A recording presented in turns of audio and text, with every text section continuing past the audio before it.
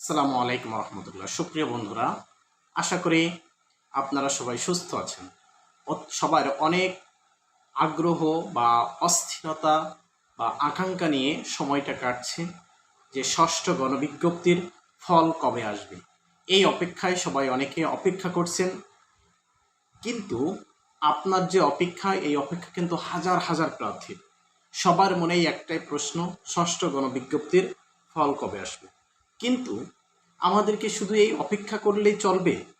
অপেক্ষা করলেই কি সব কিছু হয়ে যাবে? সময়কে অবশ্যই আমাদেরকে কাজে লাগানো উচিত। এখন সময়টাকে কাজে লাগানো হচ্ছে সবচেয়ে বুদ্ধিমানের কাজ।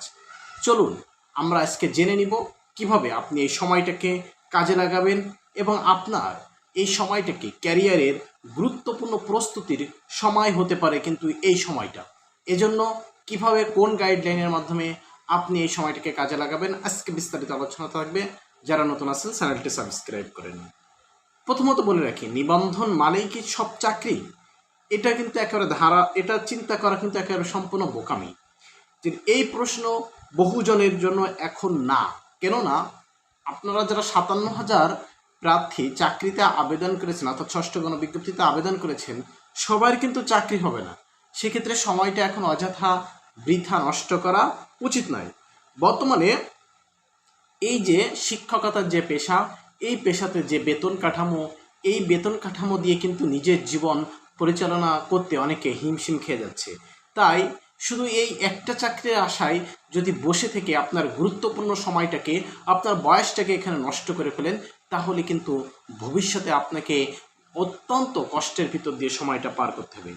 একদিকে দেখা যাচ্ছে এখন ফলাফলে দেরি হচ্ছে, অন্যদিকেও কিন্তু আপনার বয়সটাও কিন্তু কমছে না, বরং বেড়েই যাচ্ছে। তাই শুধু অপেক্ষা করে সময় নষ্ট করবেন না, বরং বিকল্প প্রস্তুতি শুরু করুন এবং এখনই সবচেয়ে সুন্দর সময় কার্যকরী সিদ্ধান্ত নেওয়ার। এজন্য আপনারা কি কি করবেন? এখন থেকে, আজ থেকে আপনারা রুটিন মাফিক পড়াশোনা শুরু করুন এবং নির্দিষ্ট যে সমস্ত দুর্বলতার জায়গা রয়েছে, সেই সমস্ত দুর্বলতার জায়গায় আপনারা টাচ করা শুরু করুন। নিয়োগ পরীক্ষা যে সমস্ত সিলেবাস রয়েছে, সেই সিলেবাস আপনি সংগ্রহ করুন। যেমন ব্যাংক, বিসিএস, পুলিশ, দুদক ইত্যাদি যে সমস্ত চাকরি রয়েছে, আপনার যেটাতে আগ্রহ সেটার সিলেবাস দেখে আপনি এখন থেকে প্রস্তুত নেওয়া শুরু করুন। কেননা এই সময়টাকে আপনাকে কাজে লাগাতে হবে। এবং একটা চাকরি, শুধু শিক্ষকতার এই চাকরিটাকে নিয়ে জীবনটা শেষ করে দিলে হবে না, এর থেকে আরও ভালো কিছু আশা করতে হবে। প্রতিদিন একটা নির্দিষ্ট সময় নিয়ে, নির্ধারিত সময়ে আপনি পড়াশোনা স্টাডি করুন এবং মানসিকভাবে সবসময় যেন ইতিবাচক থাকুন। ফলাফল দেরি হচ্ছে মানেই আপনার ক্যারিয়ার থেমে যাবে না।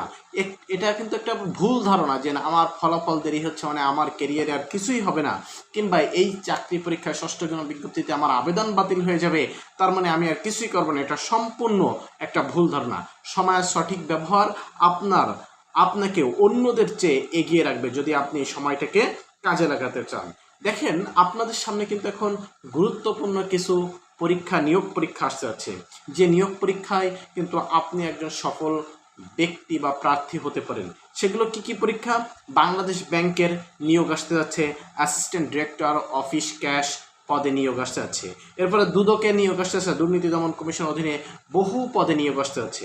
এরপরে প্রাথমিক শিক্ষা পদে, অর্থাৎ আমরা জানি প্রাইমারি শিক্ষক যারা হয়, সেখানে প্রায় 73,000 শিক্ষক সেখানে নিয়োগ হবে।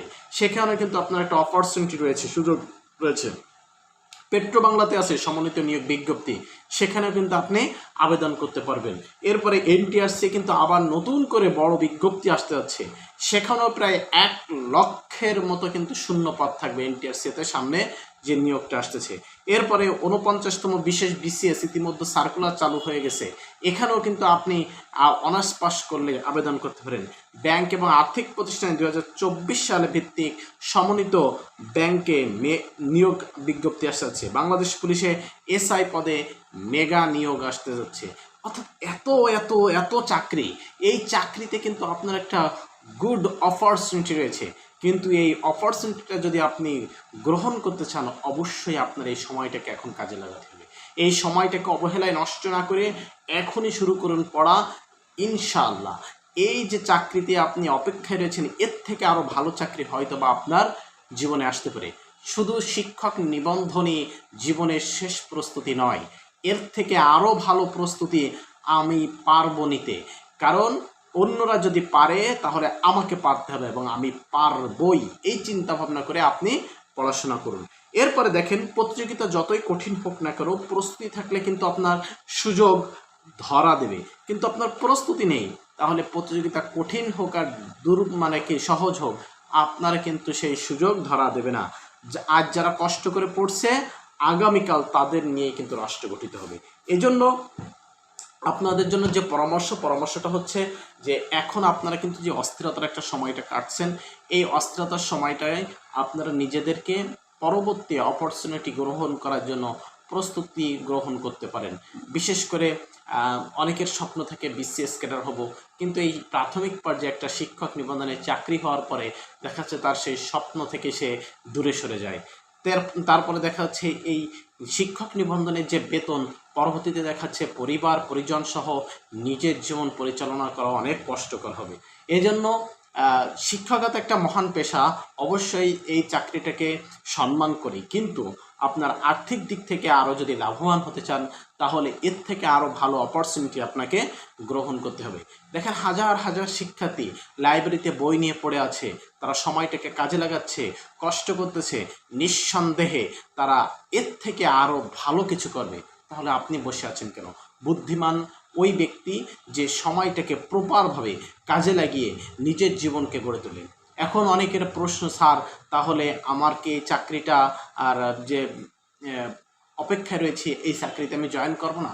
অবশ্যই আপনি চাকরিতে, যদি আপনার অন্য কোনো জব না থাকে, অবশ্যই আপনি জয়েন করবেন। তবে এই যে সময়টা আপনার পার হয়ে যাচ্ছে, এই সময়টাকে আপনি গাইডলাইন দিয়ে নিজেকে প্রপার ওয়ে আপনি আবার প্রিপারেট করেন, এর থেকেও ভালো চাকরি, কারণ ভালোর কোনো শেষ নেই। এজন্য এটা হতে পারে বা আপনার প্রাথমিক চাকরি, এজন্য এটা আপনার একটা বায়োডাটা হয়ে থাকবে। এর থেকে ভালো চাকরির জন্য অবশ্যই আপনাকে আরও বেশি স্টাডি করতে হবে।